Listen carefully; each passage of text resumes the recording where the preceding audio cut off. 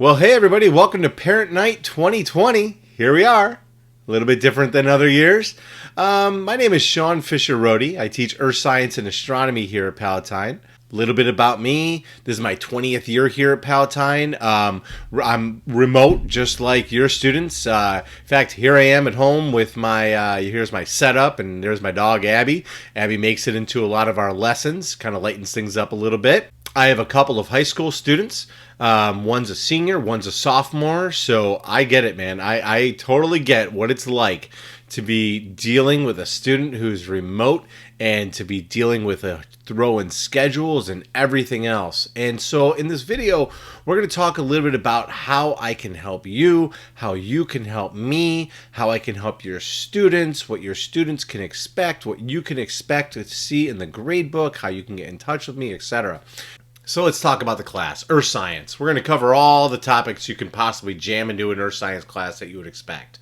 We're going to talk about rocks and minerals and volcanoes and the weather and patterns and systems and plate tectonics and oceans and all that stuff and so much more. We're going to cover a wide variety of topics.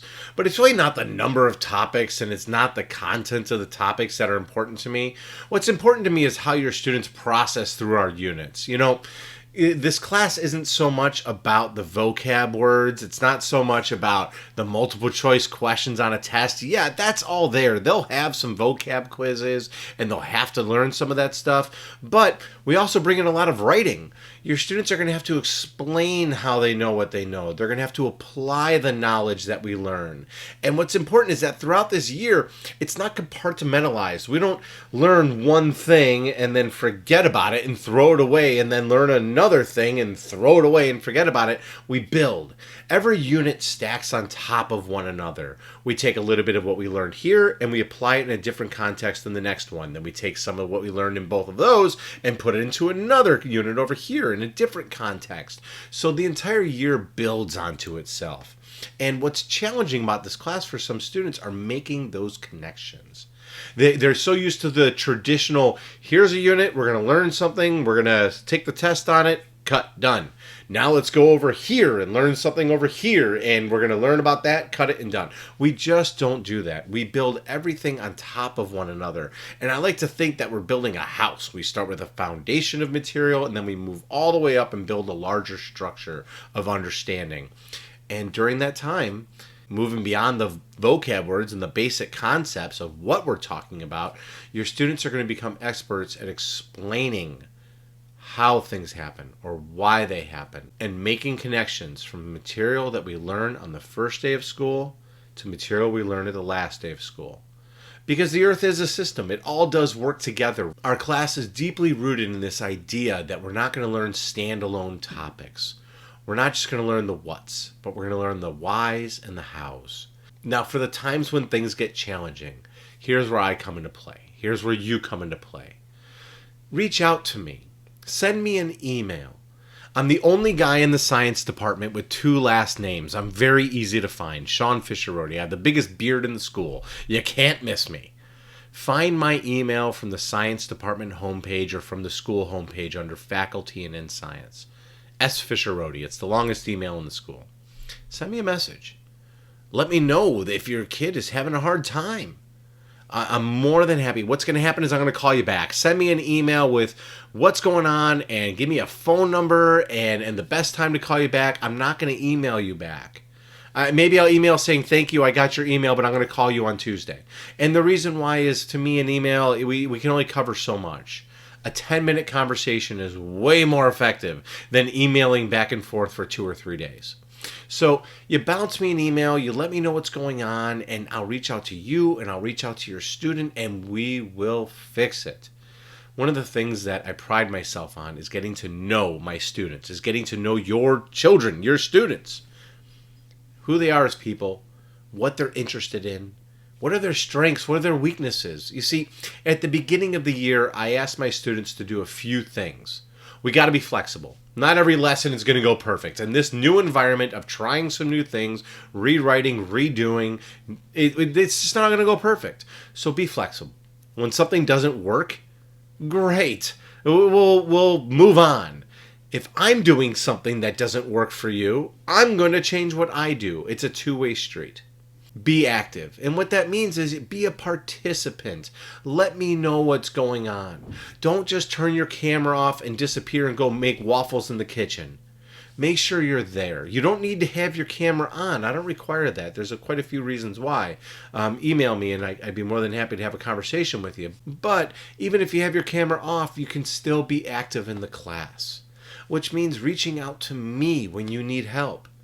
And honestly, that was the thing I was the most worried about this year, was reaching through the screen and grabbing the students in and making a connection where they feel comfortable enough with me where they can say, hey, I need help. But it's working. It's not ideal, but it's working, and I'm making those connections. I am constantly on remind on my phone with the kids, with the students that are saying, hey, I need help with this quiz. Hey, what was the homework? Hey, can I re-quiz on something? No problem. I'm constantly messaging back. I don't keep office hours. Whenever your students reach out to me, I'm going to get back to them, unless if I'm sleeping or helping somebody else.